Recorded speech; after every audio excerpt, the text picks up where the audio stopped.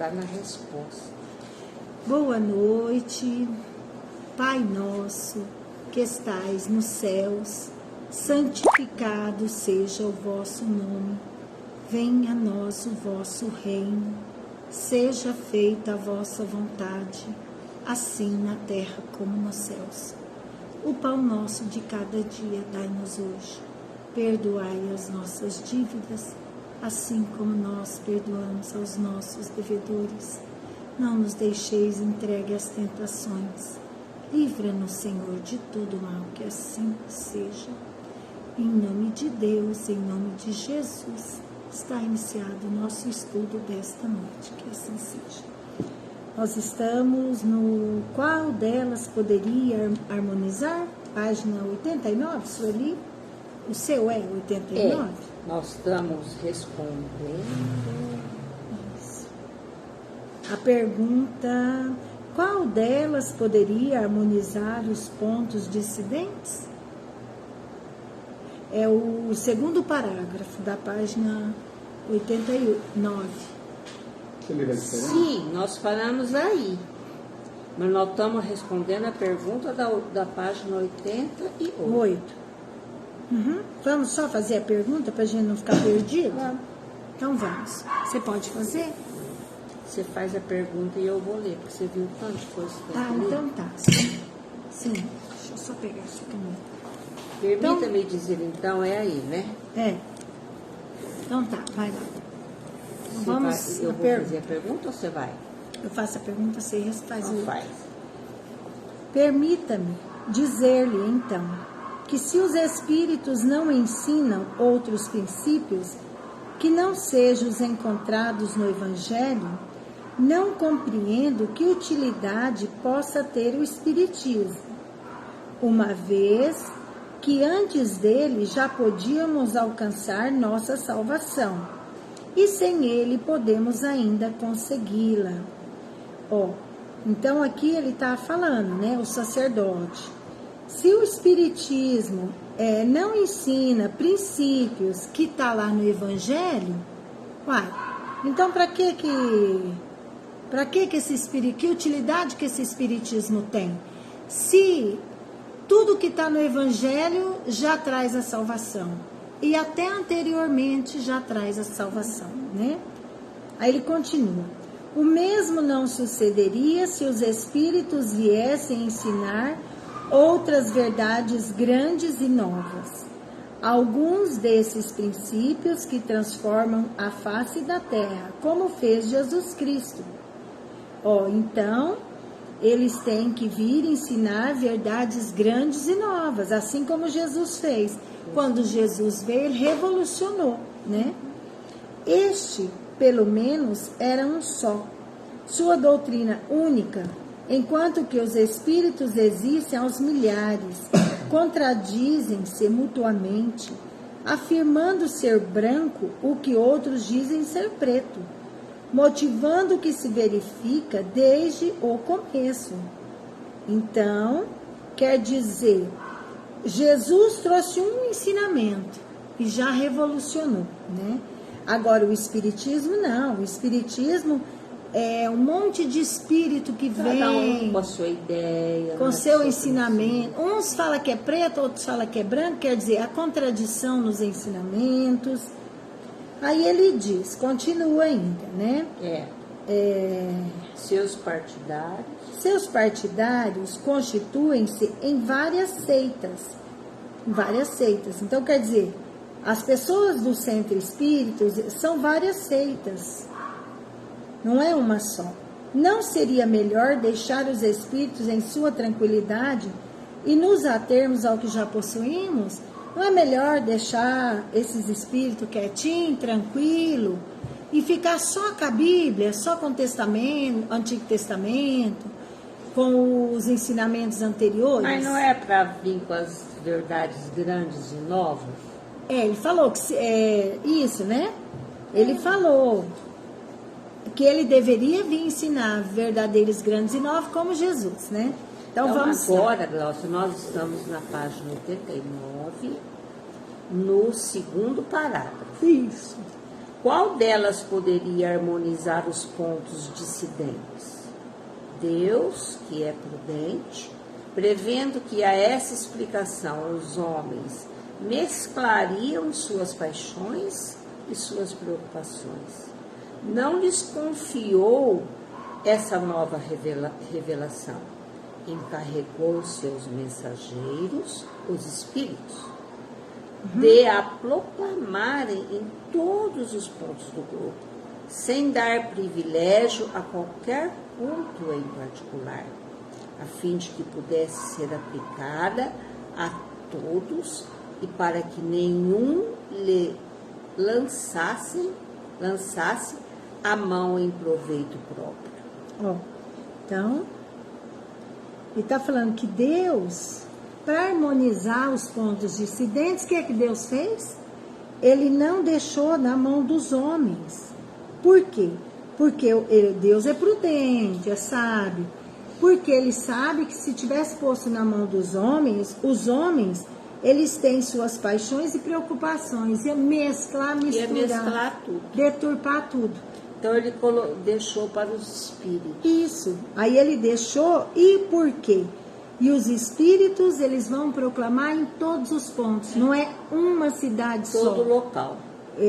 Não vai dar privilégio para ninguém, para nenhum culto em particular. É para todos. Por quê? Porque todos têm que receber a mensagem da espiritualidade, da vida após a morte, né? É para que ninguém alega, eu não sabia, eu não recebi esse conhecimento, né? É para que todos tenham esta luz. Se você não quer, se você não aproveita desse conhecimento, desse ensinamento, aí não alega da não sabedoria, porque todos sabem, né? Por outro lado, não terão os diversos cultos cristãos se desviado em nada do roteiro traçado pelo Cristo? Terão escrupulosamente observado seus preceitos de moral? Não terão modificado o sentido de suas palavras para nelas apoiarem a ambição e as paixões humanas, em virtude de serem elas a condenação de ambas? O Espiritismo, pela voz dos Espíritos enviados por Deus, vem atrair aqueles que dele se haviam apartado, à estrita observância dos seus preceitos. Não será esse último motivo, especialmente, o que lhe acarreta o qualificativo de obra demoníaca? Então vamos ver isso daqui. Aqui ele fala, por outro lado, né, os diversos cultos cristãos, eles se desviaram em nada do roteiro traçado pelo Cristo? Será que eles terão com escrúpulo, né, observados esses preceitos de moral? Aí ele fala, será que não modificou o sentido das palavras? E nessas palavras se apoiaram na ambição e nas paixões? Quer dizer, deturpou, mudou, né? Em virtude de serem elas a condenação de ambas, né? Por quê? Porque quando a gente se perde na ambição, quando a gente se perde nas paixões, tá tudo equivocado, né, Sueli? Porque aí cada um vai dar enfoque para aquilo que quiser. Do seu interesse, né? Então, aí ele fala, o Espiritismo, pela voz dos Espíritos enviados por Deus, ele vem atrair aqueles que se haviam apartado à estrita observância dos seus preceitos. Então, o Espiritismo, ele vem para quem? Ele é a voz dos Espíritos que são enviados de Deus. Para quem? Para os que estão perdidos, para os que estão caídos, para os que estão em sofrimento. É para essas pessoas. Então, é para quem já sofreu, quem já cansou, quem quer mudar de vida, né? Justamente. E aí ele fala que não será este último o que ele acarreta, o qualificativo de obra demoníaca? Então vamos entender, porque essa questãozinha vai ser explicadinha agora mais abaixo, né? Sem razão. Boa noite, Arlete, seja bem-vinda. Sem razão, o Senhor denomina seitas algumas divergências de opinião com respeito aos fenômenos espíritas. Não é de estranhar que o princípio de uma ciência, quando para muitos as observações são incompletas, surjam teorias contraditórias. Essas teorias, porém, residem em pontos de desenvolvimento e não nos princípios fundamentais. Os princípios fundamentais são importantíssimos. Isso. Ele fala aqui que o sacerdote falou para ele sobre as seitas, né? Que algumas seitas têm divergências de opiniões com respeito aos fenômenos espíritas. Aí ele fala sim, que tem sim essa divergência. Mas essas, que no princípio de uma ciência, quando você começa uma pesquisa nova, surge uma coisa nova, o que acontece? Acontece que muitas observações são incompletas. Quando uma ciência, uma arte, quando um estudo para a descoberta da cura de uma doença, é tudo incompleto, é um estudo que está se iniciando. Então ele está dizendo que no início, aqui, é incompleto. Nem todo mundo está com a verdade total. Então, o que acontece? Muitas observações são incompletas. E aí surge o quê? Teoria contraditória. Porque a gente não entende direito. Aí você questiona, você acha que não é isso, você acha que é outra coisa. Quando você não tem toda a luz, em todo o conhecimento, a gente fica com equívocos. No achismo. Eu acho, eu não sei, com dúvida, não é, Sueli? Quando você já tem o todo, aquele conhecimento daquele assunto total, aí não tem contradição, não tem isso. Porque você tem a certeza, a segurança de que é aquilo, né? Então é isso que ele está falando. Essas teorias residem em pontos de desenvolvimento. Por quê? Porque eu estou descobrindo uma coisa nova, ela está em desenvolvimento. Ela vai ainda checando aos poucos, né? Então, é porque são pontos de desenvolvimento e não pontos fundamentais. Igual um ponto fundamental da doutrina, a imortalidade da alma. Isso aí já é um fato, é uma coisa que concebível, a gente... Isso não verdadeiro, não está em desenvolvimento. Transparente, não é mesmo? Isso. Então, é diferente de uma coisa que está sendo estudada e de uma coisa que já está concluída. Porque a concluída, ela não traz dúvidas, margem a erros, né? Você acredita, porque todas as evidências mostram com segurança a verdade, né? Então é isso. Podem constituir escolas que explicam certos fatos à sua maneira, mas não seitas como são os diferentes sistemas que dividem os nossos sábios com respeito às ciências exatas, a medicina, etc. Suprima, pois, a palavra seita, que é imprópria ao caso presente. Então vamos ver. Aqui ele está falando que pode, né? Nesses estudos, surgiu a doutrina espírita, pode haver o quê? Escolas. Tem uma escola que segue um caminho, outro caminho. Igual ele disse aqui, mas não pode falar seita. Não cabe a palavra seita na doutrina espírita. São seitas. Não, é diferente. Agora, se você falar escola, sim. Porque aqui, ele está falando aqui, ó. É a mesma coisa dos diferentes sistemas que divide os sábios com respeito às ciências exatas, à medicina, etc. A gente vai pesquisar um assunto na internet. Você vai pesquisar de um médico. Esse médico adota essa pesquisa, esse conhecimento. Mas existe uma outra escola médica que não aceita. Então é isso que ele está falando, né? É isso que ele está dizendo aqui, ó. Suprima, pois, a palavra aceita, que é imprópria ao caso presente, né? Então aqui não cabe seita. É diferente uma seita. Agora, ademais, o próprio cristianismo não ocasionou, desde sua origem, um sem número de seitas? Por que não foi a palavra do Cristo bastante poderosa para silenciar as controvérsias?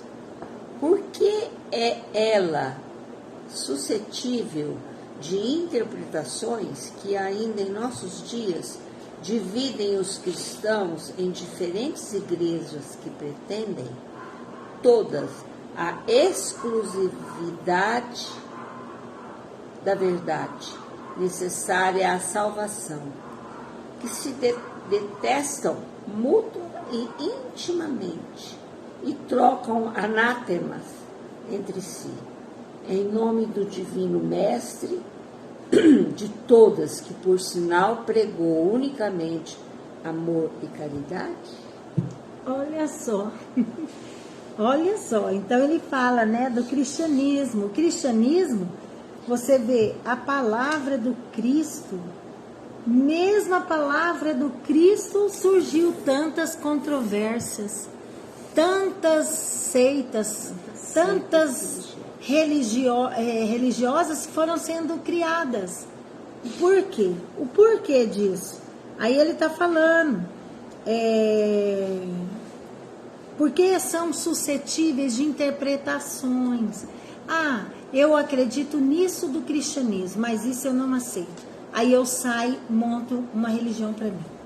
E o outro. É isso que acontece. E aí ele fala aqui, ó, que essas religiões, elas dividem os cristãos, né, em diferentes igrejas. Existe igreja evangélica, várias, de várias formas. Existe... Cada um fala uma coisa, ensina uma coisa. Existe o espiritismo, centros espíritas, vários de uma forma, né? Vão caminhando da forma com a interpretação de quem está ali, coordenando, dirigindo. E aqui ele fala, o que todos querem?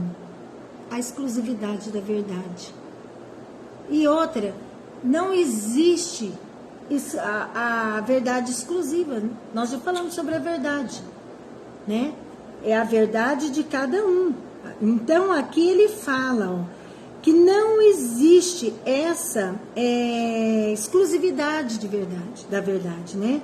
E aqui ele fala, agora, uma única coisa que é igual para todos os cristãos, todas as religiões, né? Ele diz, unicamente, o que Jesus pregou? Amor e caridade. Só isso basta. As divergências que existem, o que as divergências fazem? Elas separam, desunem, faz uma desunião. E o amor e a caridade unem, né? O Senhor responderá, é a fraqueza dos homens, pois muito bem que seja. Mas, por que então exigir que o Espiritismo, de uma hora para outra, triunfe sobre essa fraqueza e transforme a humanidade como que pelo toque de uma varinha mágica? Se é fraqueza dos homens, né? O orgulho, a vaidade, o egoísmo, querer ter a posse da verdade exclusiva. Se é fraqueza, por quê? Então, por que o Espiritismo, de uma hora para outra, tem que fazer um milagre? Uma varinha mágica e mudar tudo isso? Tem como, né? Tem como. Não muda o coração das pessoas, não muda a mente, né, Sueli? precisa de muito estudo para chegar a isso daí, né? Isso. Passemos à questão da utilidade. O Senhor disse que o Espiritismo nada de novo ensina. É erro. Pelo contrário, muito ensina aqueles que não se detêm na sua exterioridade. Tivesse ele apenas substituído a máxima fora da igreja não há salvação possível, que separa os homens, por essa outra, fora da caridade, não há salvação, que os irmana e já teria inaugurado uma nova era para a humanidade. Só que assim, muitos não acreditam. Muitos não acreditam. Muitos pregam que quem salva é a igreja. É a igreja que salva. Só que se Deus tivesse colocado que todos, para ter a salvação, teriam que frequentar uma igreja, aquelas pessoas que não tivessem oportunidade, condições de frequentar uma igreja, por exemplo, você mora num lugar que não tem igreja, você seria excluído. E Deus, Jesus já falou diferente. É fora da caridade não há salvação. Quer dizer, você para fazer caridade, você precisa de estar numa igreja? Acho que não. Você precisa frequentar? Não. Tem pessoas que são caridosas, são boas e não têm religião. Não estão em nenhuma igreja, né? E elas contribuem, elas fazem a sua parte. Sim. E isso vai trazer a salvação, né? Porque melhora o coração do homem. E é o que ele diz. Se realmente, né, os homens cumprissem, praticasse essa máxima de Jesus, fora da caridade não há salvação, haveria o quê? Ia irmanar, quer dizer, unir todos. E haveria o quê? Uma nova era para a humanidade. Haveria a paz, haveria o amor, haveria o perdão, a solidariedade, né? Ia ter um monte de coisa boa, porque ia irmanar, ia unir. E do jeito que é da igreja, fora da igreja não há salvação, ela desune. Por quê? Porque cada um tem seu grupo, cada um quer ter mais a verdade, cada um quer ter mais adepto, cada um quer usufruir disso daí de alguma forma. É? Disse o Senhor que poderíamos passar sem ele. Isso é conforme. Também poderíamos passar sem um grande número de descobertas científicas.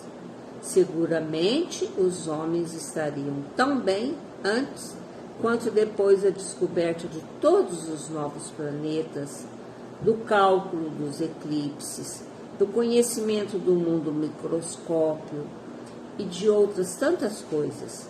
Para viver e cultivar seu trigo, o lavrador não necessita saber o que é um cometa. Ninguém nega, entretanto, que todas essas coisas dilatam o círculo das ideias e nos levam a penetrar mais e mais nas leis da natureza. Olha aí. Olha que lindo isso daqui, hein? Então ele está falando, a gente poderia passar sem o espiritismo. Na igreja, lá dentro da igreja? Não precisa. Mas o homem do trigo precisa saber do cometa? Não, mas não precisa. Mas só que é o que ele falou aqui. Aquele que tem o conhecimento, ele dilata o círculo das ideias. É mais fácil. Por exemplo, quando foi descoberto, através do microscópio, o mundo microscópico, os bichinhos invisíveis no corpo, quantas doenças foram curadas? Quantos tratamentos, quanto antibiótico, né, Sueli? Então, quer dizer, pode ficar sem? Pode. Só que é um avanço. Olha o ar condicionado. Ele te ajuda, né? Ele te ajuda, ele melhora a sua condição de vida. Olha a geladeira que não deixa estragar a carne. As coisas.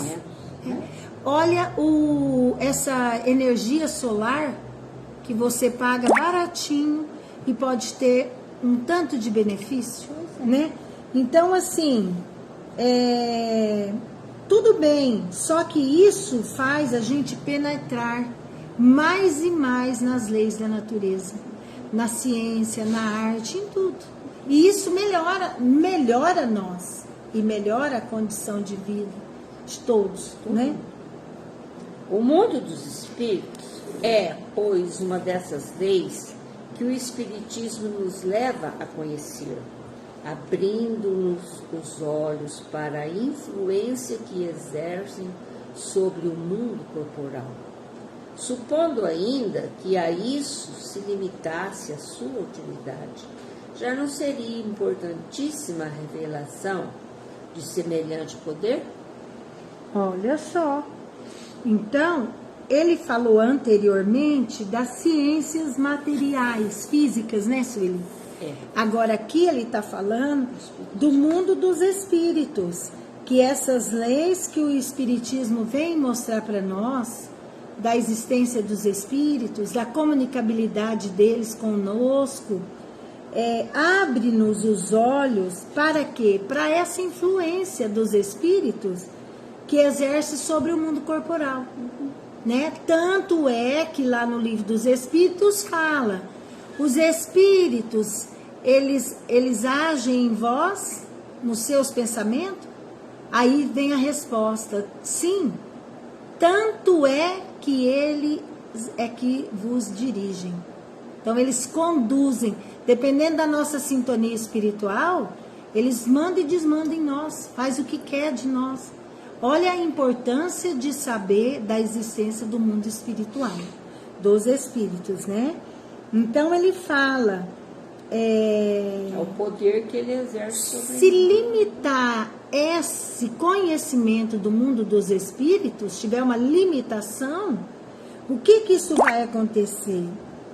É complicado, porque se você sabe do mundo dos espíritos, da lei, de tudo, da imortalidade, né? Você vai agir diferente, você tem que procurar ser diferente. Agora, quando você não sabe de nada, você vai viver na vida a esmo, de qualquer jeito.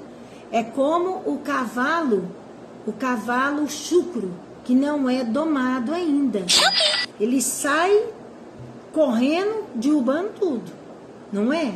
Agora, aquele que é domado, ele é diferente, ele é conduzido, ele é levado.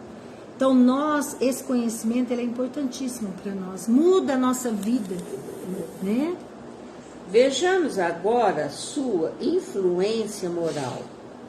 Admitamos que realmente nada de novo ensine nesse particular. Qual é o maior inimigo da religião? O materialismo, que é a descrença de tudo. E o Espiritismo é a negação do materialismo, o qual depois dele perdeu sua razão de ser. Já não se apela ao raciocínio, à fé cega, para dizer ao materialista que nem tudo acaba com o corpo. Apela-se aos fatos, demonstra-se-lhes, permite-se-lhe que toque com o dedo e veja com os olhos.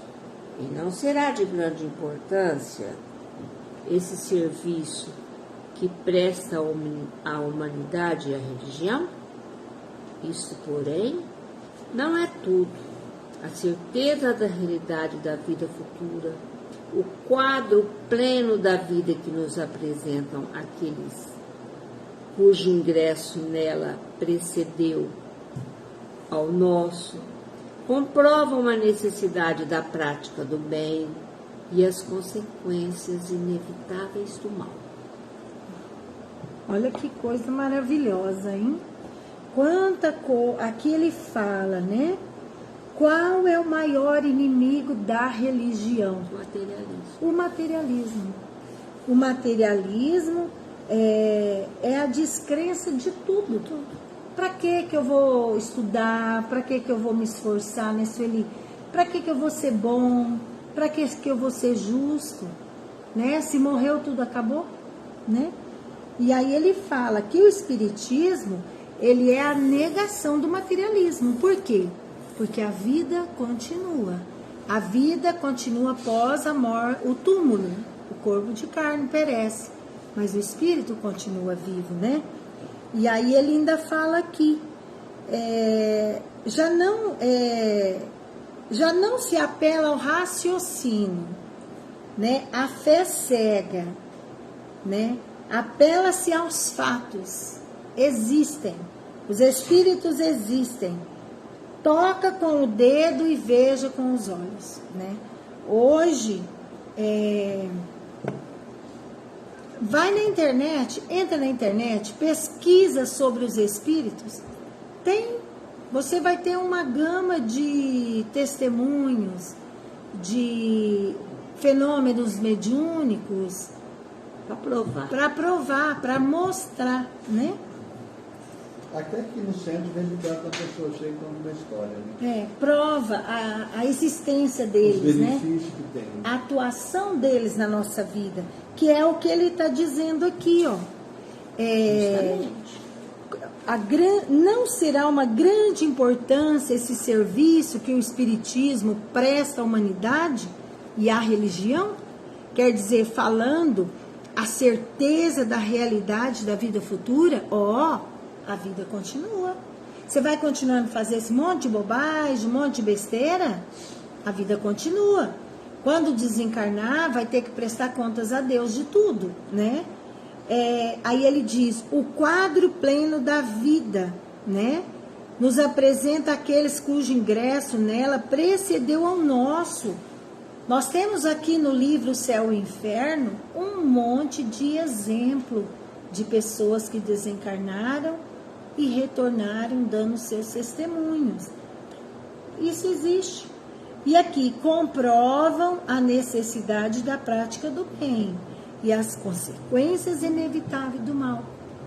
Pega o Céu e o Inferno, fora uma gama de livros que existem, e lá naquele livro vai mostrar, eu suicidei, eu estou assim, assim, assim, eu fui uma boa pessoa, eu estou assim. Então são testemunhos mostrando para nós o pós-morte, né? Então isso daí não é um serviço que se presta à humanidade? É um excelente serviço, né? Por isso, sem ser uma religião, conduz essencialmente às ideias religiosas, desenvolvendo-as naqueles que não as têm e fortificando-as naqueles em que vacilam. A religião encontra, portanto, um apoio nele, não por certo aos olhos dessas inteligências míopes, que veem toda a religião na doutrina do fogo eterno, na letra mais que no espírito, mas sim aos dos que a contemplam em relação à grandeza e à majestade de Deus. Porque Deus, o que ele faz? Ele não castiga, ele não condena, Deus perdoa, Deus dá outra oportunidade de refazer, de recomeçar. E ensina você a reflexão. Isso, ensina a reflexão. Então, assim, o que ele está dizendo aqui? Que a religião encontra um apoio, né? Mas não nessa coisa da doutrina do fogo eterno, os ensinamentos de Jesus mesmo. O que Jesus fala para nós? Né? O Espiritismo é o cristianismo redivivo.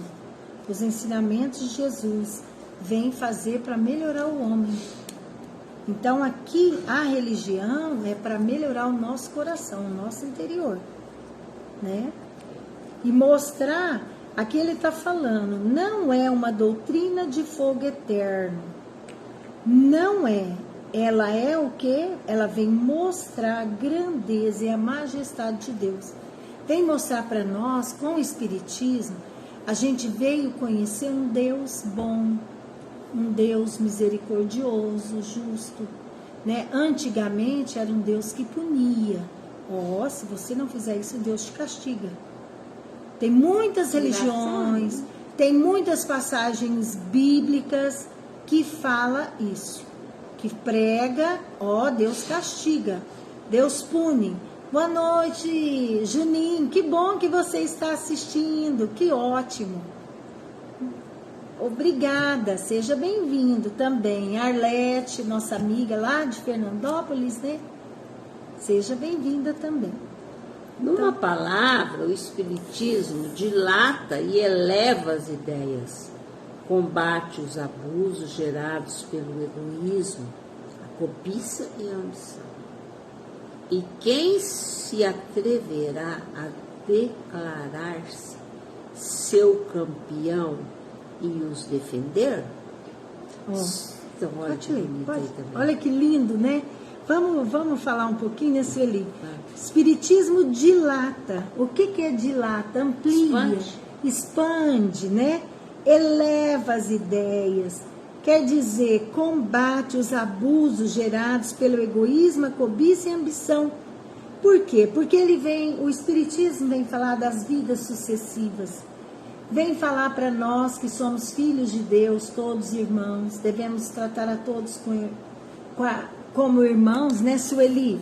Justamente. E que ele dilata, ele amplia os horizontes, porque às vezes a gente está perdido, equivocado, egoísta, tudo para mim, a gente passa por cima das pessoas, passa a perna neles para fazer bons negócios. A gente tem cobiça, não né? É justo, né? A gente não tem ambição. Só que aí o Espiritismo vem dilatar, vem falar para nós das consequências das nossas ações, das consequências de passar a perna no outro, não é? De se dar bem, né, Sueli? Então, aí ele fala, e quem se atreverá a declarar seu campeão e os defender? Né? Quem? Aqui ele vai explicar mais um pouquinho para nós. Se o Espiritismo não é imprescindível à salvação, facilita fortificando-nos no caminho do bem. Por outro lado, qual homem sensato que será capaz de afirmar que a falta da ortodoxia é mais repreensível aos olhos de Deus que o ateísmo e o materialismo? Então, se o Espírito não é imprescindível à salvação, quer dizer, também a gente não pode falar, o Espiritismo é prescindível à salvação. Aí a gente sairia fora da caridade, não a salvação. Estaria fora da igreja. Fora da igreja. É um equívoco, né? Então, aqui ele fala, o Espiritismo, ele facilita, ele melhora-nos, ele fortifica-nos no caminho do bem. Porque quando a gente muda o coração, começa a fazer caridade, a prática do amor, a gente muda. Aquele coração de pedra, aquele coração egoísta, mau, ele vai amolecendo. Vai ficando outro coração, que já vê alguém precisando, já se condói, já acha ruim, né? Então aí ele fala, qual homem sensato que será capaz de afirmar que a falta de ortodoxia é mais repreensível aos olhos de Deus que o ateísmo ou o materialismo? Tudo é repreensível, né, Sueli? Por quê? Se você achar que tudo é a igreja, a religião, você tem que ser ortodoxo, você vai cair também nos mesmos erros do ateísmo e do materialismo. O ateísmo é aquele que não acredita em Deus de jeito nenhum, para nada, Deus não existe. E o materialismo é só essa vida que existe, quer dizer, tudo posso. A imortalidade. Não existe. Então, vamos lá. Proponho abertamente as seguintes perguntas a todos os que combatem o Espiritismo, sobre o aspecto de suas consequências religiosas. Primeiro, entre o que em nada crê e o que, crendo nas verdades gerais, não admite certas partes do dogma, qual terá a pior parte na vida futura? Ó, se você crê ou se você não crê, isso não importa. Só que quando nós chegarmos na espiritualidade, quem será que vai estar melhor? É a mesma coisa da gente fazer uma viagem. Vou lá para a Índia. Não conheço, não sei o clima, não sei a vestimenta, não sei de nada. Vou passar um mês lá. Não pesquiso, não olho nada, vou. Faço minha malinha e vou. Aí chega lá, eu levei roupa de calor, às vezes lá tá frio. Eu levei roupa de frio, lá tá calor. Então, a gente quando vai para um lugar, a gente se prepara para ir para aquele lugar, não é, Sueli? Tem que pesquisar, saber, né? A gente sabendo que a vida continua, que o mundo espiritual existe, a gente vai viver se preparando para voltar para lá. Agora, quando você é ateu, é materialista, é um ortodoxo, você só dá valor a essa vida física material. Você não está se preparando para ir para o mundo espiritual, para retornar para a verdadeira vida, né? Não. Segundo, por alguma coisa de reprovável que tiverem feito, serão julgados igualmente o protestante e o cismático, o ateu e o materialista? Sim. Para Deus, chegou lá no mundo espiritual, Vão ser julgados. todos são julgados, todos vão prestar contas. Não vai perguntar para nós, você era espírita? Né? Você era católica? Não. Não Você é era... privilégio. Isso não importa. O que importa é o que você fez aqui, né? E quando chega lá vai ter que prestar contas, de toda maneira. Terceiro, o que não é ortodoxo no rigor da palavra, mas pratica todo o bem que pode, que é bom e indulgente para com o próximo e leal em suas relações sociais, terá a salvação menos segura do que um outro que, crendo em tudo, é duro, egoísta e falta de caridade, deve ser. Né? Olha só, o que adianta eu ser espírita, não falto palestra pública, venho no centro, vou, participo de tudo. Eu não falto de jeito nenhum, só que eu não mudo, só que eu continuo uma pessoa aqui, ó. Eu não pratico todo o bem que posso, eu não sou bom, eu não preocupo, eu não sou indulgente com o próximo, leal em nossas relações sociais. Não adianta nada. Adianta eu ter a religião, que ela vem me ajudar. Eu sou espírita. E continuar a mesma pessoa. Não adianta nada. Porque o que adianta você ser ortodoxo, praticar os rituais, tudo certinho, mas quando você sai lá fora na sua vida cotidiana, você é egoísta, você é duro, você é mau. Não adiantou nada, não teve melhoria no nosso coração. Tem que ter, né? Quarto, que é preferível aos olhos de Deus? A prática das virtudes cristãs, sem a dos deveres da ortodoxia, ou a prática desses últimos sem a da moral? Ó, o que aos olhos de Deus é importante? O que vai valer a pena aos olhos de Deus? Ele está falando aqui. Virtudes. A prática das virtudes cristãs, sem a dos deveres. Eu vou praticar o bem, mas eu não sou religioso. Eu não vou na... Eu não queria citar de nenhuma religião aqui, dar exemplo, né? Eu não vou... vamos falar do centro espírita, porque é o que nós temos, né? Eu não vou no centro, mas eu sou bom. Sou uma boa pessoa. Eu pratico bem já. Eu não tenho, né? Aqui ele fala, a prática das virtudes cristãs, sem a dos deveres. Então, eu já pratico bem, mas eu não vou no centro espírita.